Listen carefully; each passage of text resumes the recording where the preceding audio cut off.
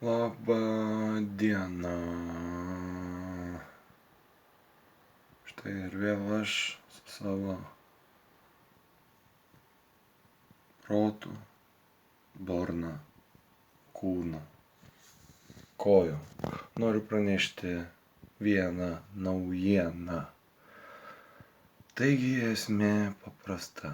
Nusprendžiau prasinešti jum visiems, kad 2024 metais dalyvausiu olimpinėse žaidynėse. 100, 2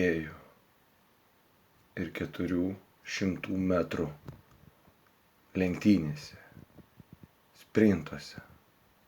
Išbandysim savo jėgas ir pateiksime tam tikras žinias. Užsikabinsim medalį, nusipirksim valgyti. Taigi labai paprasta. Pranešti tai norėjau senai. Galbūt supratot, galbūt nematėt.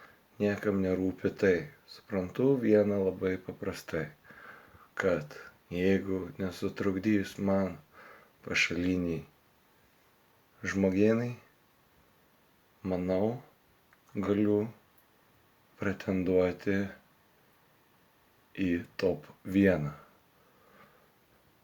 Bet tai ne esmė.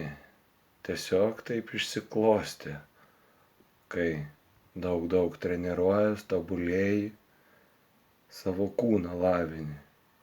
Tada galų gale gauni tam tikrą mažytį atpildą. Taigi, manau, palinkėsit man sėkmės, o jei ne, galiu sakyti tik tai: I don't care. Laikykitės. Ir svarbiausia, niekada negalvokite, kad galite pralošti.